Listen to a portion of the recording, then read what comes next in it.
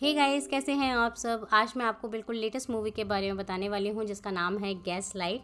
तो गाइस, ये कहानी है मिशा की, जो 14 से 15 साल बाद अपने पिता से मिलने आई है। मिशा के पिता मौरवी जगह के राजा हैं। उन्होंने उसकी मम्मी को धोखा दिया था और धोखा देकर रुक्मणी से शादी कर ली थी, जिसकी वजह से मिशा की मॉम ने सुसाइड कर लिया था और कुछ समय बाद ही मिशा का एक्सीडेंट हो गया, जिसकी वजह से उसके पैर चले गए थे। मिशा अपने फादर से नाराज थी, इसलिए वो मुंबई में रहती थी। पर जब बहुत साल बाद उसे अपने पापा का लेटर मिला तो वो उनसे मिलने आ गई। अब मिशा हवेली आती है और हवेली आते ही अपने पापा के बारे में पूछती है तो रुक्मणी बताती है कि उसके फादर किसी बिजनेस मीटिंग के लिए बाहर गए हैं और कुछ दिनों में आ जाएंगे। रुक्मणी बहुत अच्छे से मिशा का वेलकम करती है, साथ में डिनर कराती है। रुक्मणी एक पर्सन से मिलाती है मिशा को जिसका नाम होता है कपिल, और बोलती है ये तुम्हारे पापा के बहुत ही करीबी है। कपिल एक्चुअल में राजा साहब का पर्सनल नौकर होता है। अब हवेली में मिशा के साथ कुछ कुछ अजीब सा घटता है। एक रात उसे अपने पापा दिखाई देते हैं, पर जब वो पास जाती है तो अचानक से उसकी व्हील चेयर लुढ़क जाती है और मिशा गिरकर बेहोश हो जाती है। देन डॉक्टर शेखावत को बुलाया जाता है, जो कि उनके फैमिली डॉक्टर होते हैं। वो मिशा को चेक करते हैं और कहते हैं सब नॉर्मल है, बस ये मिशा का शायद वहम हो सकता है। और रुक्मणी भी उसे समझाती है कि तुम्हारे फादर तो बिजनेस की ट्रिप पे बाहर गए हुए हैं, वो यहाँ पर नहीं है।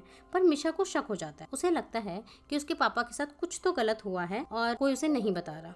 अब ऐसा ही उसके साथ 2-3 बार होता है। उस हवेली में डराया जाता है उसे, कहीं पर उसे फादर दिखाई देते हैं, कभी कुछ होता है। इस तरीके से वो डरी डरी रहती है। अब एक दिन रुक्मणी फोन पर उसके पापा से बात करा देती है। उसके बाद फिर मिशा को पापा दिखाई देते हैं। देन मिशा कंफ्यूज हो जाती है और वहाँ के एसआई को कंप्लेन करती है। एसआई जो है वो रुक्मणी का एक्स बॉयफ्रेंड होता है। वो बोलता है कि एक तरफ तो तुमने अपने फादर से बात की और दूसरी तरफ तुम बोल रहे हो तुम उन्हें यहाँ देख रही हो। अब हमने हवेली भी पूरी चेक कर ली है, हवेली में भी हमें कहीं दिखाई नहीं दिए।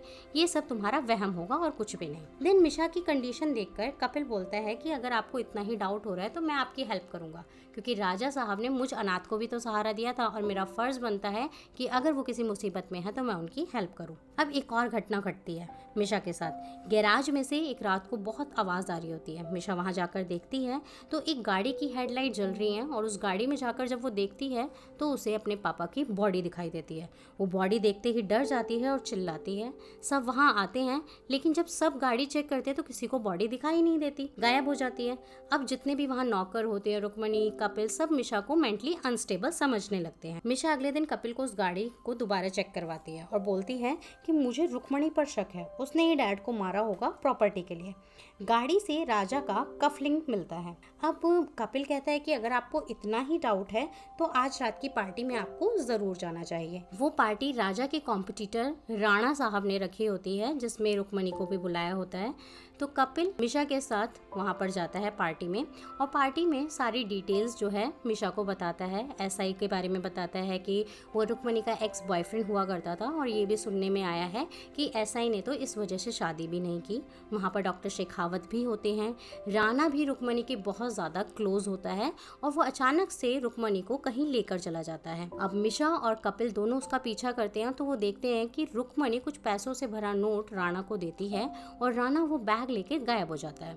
मिशा और कपिल उस राणा का पीछा करते हैं। पीछा करते करते वो देखते हैं कि वो पैसों से भरा बैग राणा कुछ गुंडों को देता है। वो गुंडे पैसे भी ले लेते हैं और राणा को मारने भी लगते हैं और वहीं पर छोड़कर चले जाते हैं। अब मिशा और कपिल डायरेक्टली उस राणा से पूछते हैं कि हमें अब सब पता चल गया है कि तुमने ही मेरे डैड को मारा है और अब हम पुलिस में जा रहे हैं। तो राणा कहता है हाँ जाओ जाओ, मैं भी जानना चाहता हूँ कि तुम्हारे फादर कहाँ हैं, क्योंकि मैं उनकी वजह से मेरा बहुत ज़्यादा लॉस हो गया है। मैंने और तुम्हारे फादर के साथ एक डील साइन की थी जिसमें वो मुझे हवेली दे रहे थे और उस हवेली का मैं होटल बनाने वाला था, और जिसके लिए मैंने 50 करोड़ का लोन लिया था। अब वो यहाँ से गायब हैं, पेपर पे कोई साइन नहीं कर सकता और मैं दिक्कत में आ गया हूँ। और अभी तो सुनने में भी आया है कि तुम्हारी जो रानी साहिबा हैं वो प्रेग्नेंट है, और वो बच्चा जो है राजा साहब का तो है नहीं। मिशा पूछती है कि तुम इतने श्योर कैसे हो कि वो बच्चा राजा साहब का नहीं है। तो राणा साहब बोलते हैं कि अगर राजा साहब का होता तो अब तक तो रुक्मणी ढिंडोरा पीट चुकी होती, वो छुपा रही है, इसका मतलब किसी और का ही है। अब नेक्स्ट डे मिशा रुक्मणी से डायरेक्टली पूछने चली जाती है कि बच्चा किसका है।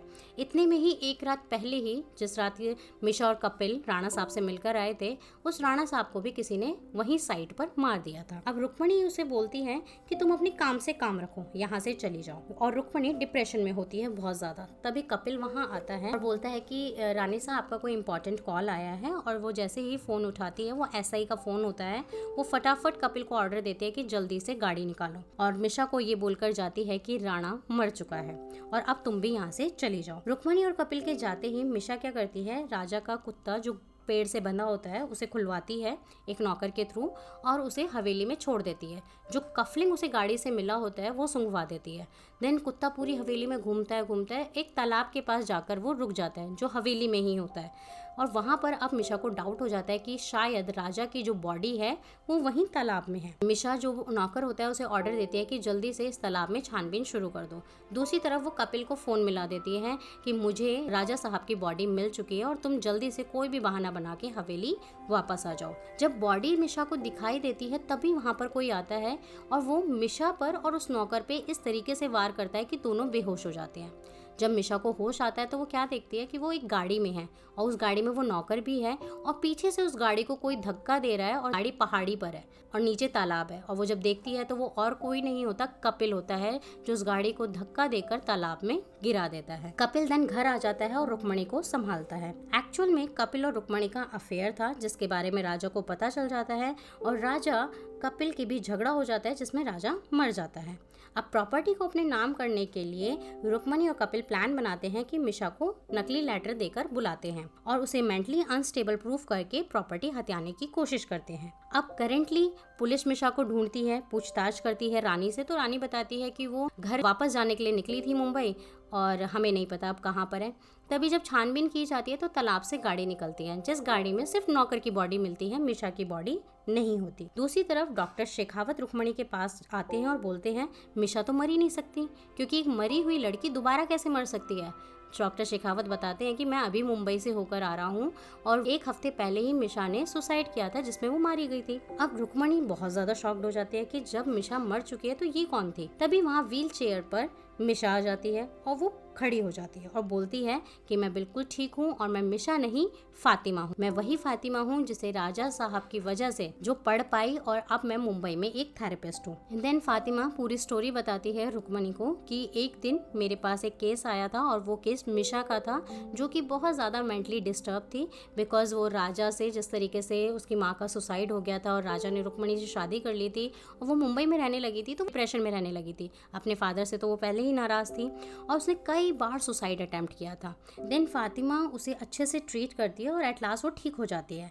इस पूरे ट्रीटमेंट में शेखावत भी फातिमा की पूरी हेल्प करते हैं और बहुत सालों बाद देन जो मिशा होती है वो अपने फादर से बात करने के लिए रेडी हो जाती है और जब वो फादर से बात करती है तो मिलने के लिए भी रेडी हो जाती है।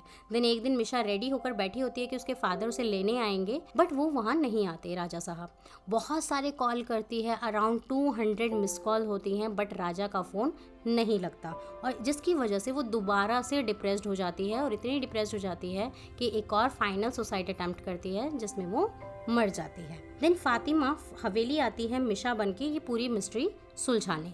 जब ये सारी कहानी फातिमा सुना रही होती है तभी वहाँ कपिल आ जाता है। देन कपिल पीछे से डॉक्टर शेखावत के सर पर रॉड मारकर उन्हें बेहोश कर देता है एंड देन वो पीछे पड़ जाता है उस फातिमा को मारने के लिए।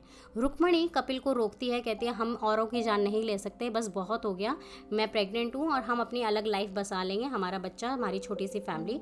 बट कपिल हाइपर हो जाता है, कहता है नहीं मुझे ये प्रॉपर्टी चाहिए, मुझे ये हवेली चाहिए और इन सबको मरना होगा। देन रुक्मणी भी बहुत ज़्यादा शॉक्ड हो जाती है क्योंकि वो तो कपिल से प्यार करती होती है, उसे प्रॉपर्टी से इतना लेना देना नहीं होता। कपिल फातिमा के पीछे पड़ जाता है उसे मारने के लिए। इधर रुक्मणी गन लेकर कपिल के पीछे जाती है। उधर कपिल जो है फातिमा पर रॉड से वार कर देता है और वहीं पर फातिमा गिर जाती है। जब वो दोबारा से एक और वार कर रहा होता है फातिमा पे तभी पीछे से रुक्मणी गोली चलाती है और वो गोली कपिल के कान पर लगकर निकल जाती है। देन वो रुक्मणी को समझाता है कि तुम ये क्या कर रही हो और दोनों में थोड़ा सा झगड़ा होने लगता है और हाथ में बंदूक होती है। इस तरीके से झगड़ा होता है कि वो गन जो है रुक्मणी पर चल जाती है और रुक्मणी वहीं पर मर जाती है। कपिल वहाँ थोड़ा डिप्रेस्ड हो जाता है, चिल्लाने लगता है और इसी का फायदा उठा के फातिमा वहाँ से निकल जाती है। फातिमा अपने आप को बचाते बचाते एक गैराज में पहुँच जाती है और गैराज में एक गन होती है वो ले लेती है। कपिल भी वहाँ पहुँचता है और फातिमा से झगड़ा शुरू कर देता है और झगड़े में गन छीन लेता है। गन छीन कर वो फातिमा पर फायर करता है, बट वो फायर बैक फायर हो जाती है और कपिल के गले में लग जाती है और वो वहीं पर मर जाता है। एक्चुअल में फातिमा ने उस गन के बैरल में वो कफलिंग जो राजा का मिला था वो डाल दिया था, जिसकी वजह से गन बैक फायर कर जाती है और कपिल वहीं पर मर जाता है। तो इस तरीके से सब मर जाते हैं। एट लास्ट फातिमा ये सोचती है कि क्या उसने यहाँ आकर सही किया, क्योंकि बहुत सारे लोग इसमें मारे गए, क्या भलाई हुई उसको यहाँ आने में। देन कुछ टाइम बाद उस हवेली को मिशा फाउंडेशन बना दिया जाता है। फातिमा दोबारा वहाँ आती है और सोचती है कि हाँ उसने सही किया यहाँ आकर, क्योंकि अब जो ये प्रॉपर्टी राजा साहब की थी और जो मिशा की थी, अब वो अच्छे पर्पस के लिए यूज़ की जाएगी, ऐसे ही अनाथ बच्चों के सहारे के लिए। तो गाइज़ इस तरीके से मूवी का एंड हो जाता है। आई होप आपको स्टोरी पसंद आई हो। इसी तरीके की स्टोरीज़ के लिए हमारे साथ बने रहें और चैनल को लाइक शेयर सब्सक्राइब ज़रूर करें। Thank you.